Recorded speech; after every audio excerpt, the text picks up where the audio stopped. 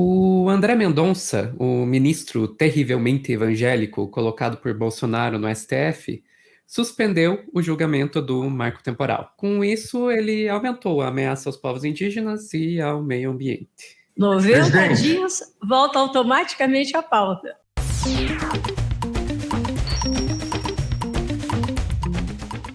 Primeiro, lembrar o que é marco temporal. Marco temporal basicamente seria aí uma decisão que colocaria que os povos indígenas, para poder ter o direito de permanecer numa área, teriam que provar que estavam naquela área no momento da promulgação da Constituição, né, que foi em 1988.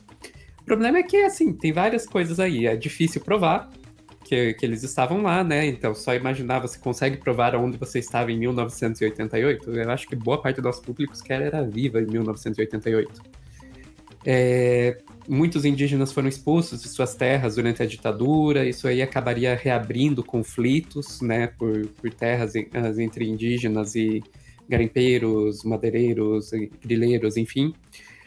E a gente já sabe, né, quando tem conflito por terra envolvendo indígena, a gente acabou de ver o que aconteceu com os Yanomami, por exemplo. Então isso é ruim para os indígenas, é ruim para o meio ambiente, porque isso aí não sou eu que estou falando, tem estudos mostrando que as terras indígenas são as que mais preservam e, considerando que estamos na beira aí de uma crise climática, é ruim para o planeta. Seria bom para quem? Para garimpeiro, madeireiro, grileiro e latifundiário.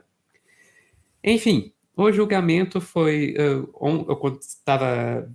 retomado ontem no STF, né? Ontem, dia 7 de junho. Ele já tinha começado em 2021, estava 1-1, com o Fachin votando contra o marco temporal, Nunes Marques votando a favor. Daí a gente teve o voto do Alexandre de Moraes, que foi contra o marco temporal, ficou 2-1. E daí chegou a vez do André Mendonça e aconteceu isso aqui.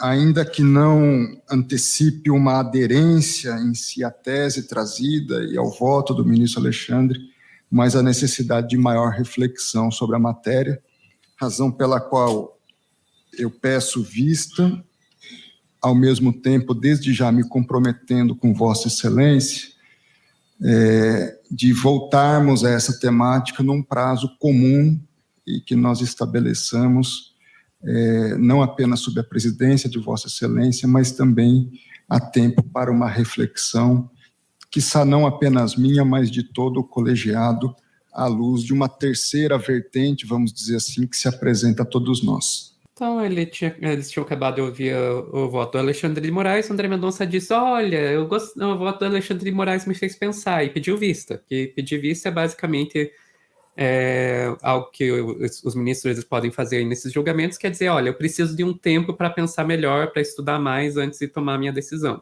Isso é o que acontece na teoria. Na prática, muitas vezes o pedido de vista é feito para atrasar o julgamento. Mas aí a gente pode perguntar, por que o André Mendonça teria a intenção de atrasar esse julgamento, né? Basicamente duas coisas. É que a Rosa Weber, né, que é a presidenta do STF no momento, ela vai se aposentar esse ano, e o voto dela se espera que seja contra o marco temporal. E a própria Rosa Weber, ela fala sobre isso, depois ali daquela fala do André Mendonça. Eu só espero que, e tenho certeza que vai acontecer, que eu tenha condições, né, de votar, porque eu tenho uma limitação temporal, né, eu, pessoalmente, para proferir meu voto aqui. E o meu voto... Se meu voto não estiver pronto, senhora presidente, põe em pauta independente de mim. Sem dúvida, é o que diz o nosso regimento. 90 dias, volta automaticamente à pauta. Mas mesmo antes dos 90.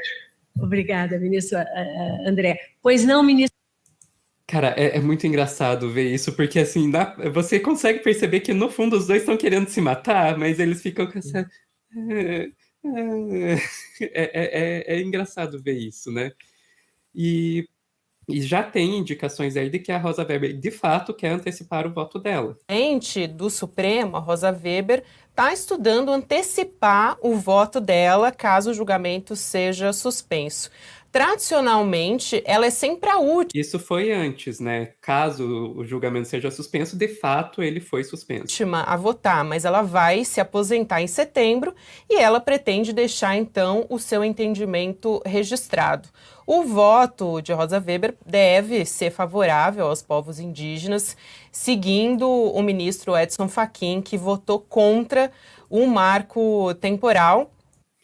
Votar contra o marco temporal é votar a favor dos povos indígenas, né? Então, ela se aposenta em setembro, o pedido de vista tem prazo aí de 90 dias, só que o STF ele entra em recesso em julho, então pode acontecer de, se ela não antecipar o voto, de realmente ela não ter tempo de votar antes de aposentar. E a outra que eu falei, né, que tinha duas razões aí que o André Mendonça poderia ter para atrasar o julgamento. Uma delas aí é a aposentadoria da Rosa Weber, e a outra é qual? A outra é que a PL 490, que agora está no Senado, né? Que a gente tem que lembrar que o marco temporal ele está correndo em paralelo, está tendo o julgamento no STF, e ao mesmo tempo tem o PL 490, que acabou de passar na Câmara dos Deputados. Na prática, é uma corrida, porque enquanto no STF se espera que o julgamento seja contra o marco temporal, no Legislativo se espera que seja favorável ao marco temporal. Então, na Câmara dos Deputados, eles inclusive anteciparam a votação para conseguir fazer passar, porque eles querem votar isso antes que o STF decida.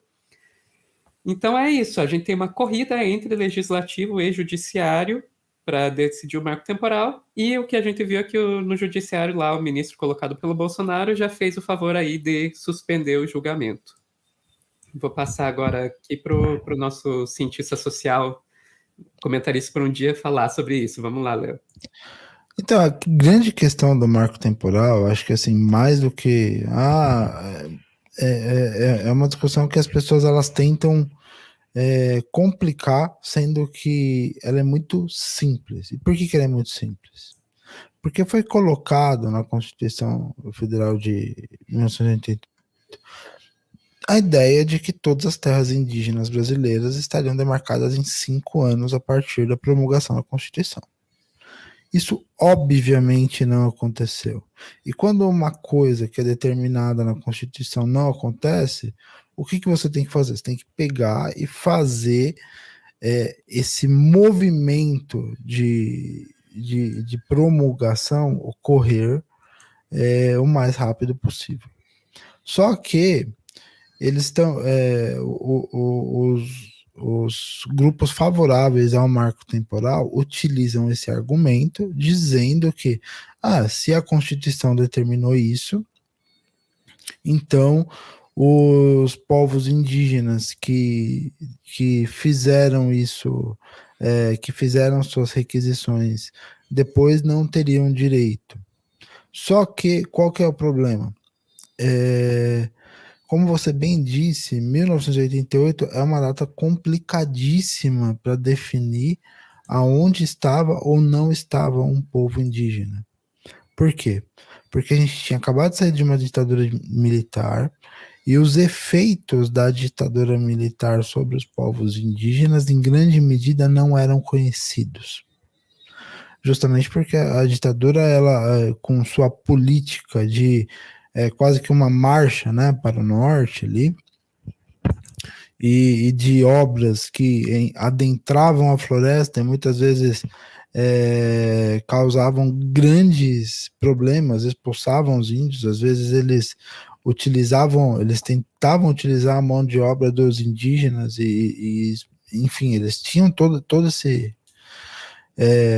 a gente não conhecia tudo que tinha acontecido no marco temporal, e aos poucos foi se percebendo que fixar essa data de 1988 é, antes de tudo, uma iniciativa perversa, porque em 1988, de fato, muitos povos indígenas não estavam em suas regiões originais. Lembrando que muitas vezes, assim, por que você tem uma área de demarcação do povo indígena? Porque a lógica de assentamento do povo indígena muitas vezes é diferente da lógica de assentamento que a gente tem numa cidade. A gente tem, por exemplo, a definição da área de uma cidade, ela sempre vai ter a mesma área se não acontecer alguma coisa. O povo indígena, ele é um povo que está lá, ele tem uma estruturação menor, ele tem a sua forma, né, os seus locais, e ele depende da natureza ao redor para ter recursos.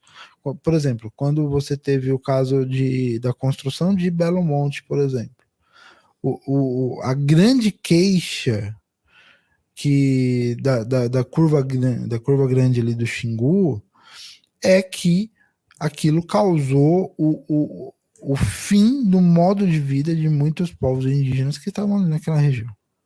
E eles não tiveram qualquer tipo de chance de mudar, né, de mudar essa lógica, enfim. E então, nesse sentido, me parece que o marco temporal é algo muito simples. Assim. O Brasil não cumpriu a sua obrigação de demarcar os povos indígenas, então o Brasil tem que ir atrás e fazer essas demarcações, ao invés de pegar e falar, olha, tá, agora a porta está fechada porque nós precisamos dessas terras para o agronegócio, que é uma maluquice num contexto de mudança climática, considerando que o Brasil já tem terra mais do que suficiente para o agronegócio. A gente está falando que o Brasil é um dos países que mais tem lavoura, que mais tem pecuária extensiva no mundo, que é um negócio que basicamente é desperdício de terra, e tem pecuária extensiva em área de desmatamento. Então, na Amazônia, grande parte das áreas desmatadas vão virar área de pecuária extensiva, porque a partir do momento que você desmata a Amazônia, aquela terra que estava com uma floresta em cima, ela passa a ser muito pouco fértil, porque a floresta ela tem um papel de tirar os nutrientes da terra e reabastecer com a serrapilheira. A partir do momento que você tira a floresta, você não tem mais a serrapilheira e você não tem os nutrientes da terra. Também tem alteração do regime de chuvas, não só da região, do país inteiro. Sim, e muda o regime de chuvas, enfim, toda essa lógica. Então, quando a gente chega no julgamento do marco temporal, é uma lógica, é a ressurreição daquela lógica defendida tanto pelo agronegócio quanto pelos militares, de que eles precisariam de mais áreas, então eles têm que tirar muito das terras que hoje são dos povos indígenas. E, por outro lado, você tem a lógica de que o Brasil não cumpriu a sua obrigação na Constituição de 1988, que é a de fazer os demarcamentos das terras indígenas, e não cumpriu muito porque o Brasil tinha desalojado os indígenas de suas terras durante a ditadura militar. Então a gente chega nesse momento em que você tem uma briga entre legislativo e judiciário, e você tem o PL 490 lá, que inclusive mudou de nome agora, e que foi para o Senado, e que no Senado parece que, pelo menos a mesa do Senado, ela está menos disposta a colocar isso em pauta. Por mais que haja pressão de ruralista ali, por mais que haja pressão de grupos, a mesa do Senado diz que votar o PL no momento não é uma prioridade. No entanto, você tem uma corrida entre um STF que provavelmente vai trazer uma ilegalidade aí, mostrar que o marco temporal é ilegal, de acordo com a Constituição de 88, com a própria Constituição, e ao mesmo tempo você tem dentro do próprio STF um bolsonarista como o André Mendonça, que além de bolsonarista, a gente tem que lembrar que o André Mendonça, ele é um representante, e daí nada contra a religião em si, eu inclusive sou evangélico, mas ele é representante dos lobbies evangélicos que estavam, inclusive, junto com os lobbies de garimpeiros lá nos Yanomamis, ou seja, essas missões proselitistas que enxergam o indígena como alguém que tem que ser alcançado, tirado da sua terra e trazido para uma suposta civilização, né? E porque precisa aderir aos ditames religiosos da fé cristã. E isso influencia no voto dele, não só por uma questão ideológica, mas também por uma questão de ter contato. O André Mendonça, ele é um cara que tem contato com esses grupos missionários, esses grupos de pastores influentes, e esses grupos que, inclusive, ganharam contratos no governo Bolsonaro.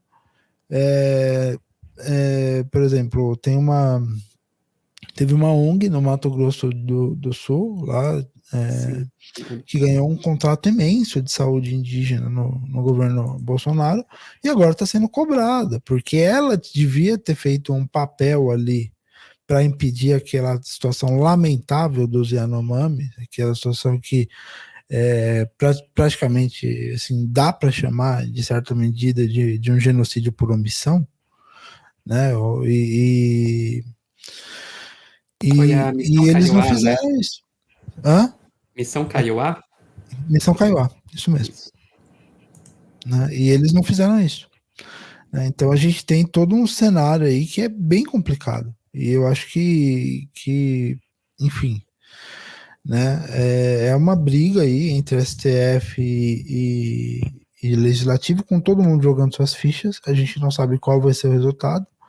A gente torce para que no final a tese do marco temporal, que é uma tese estapafúrdia, não vingue.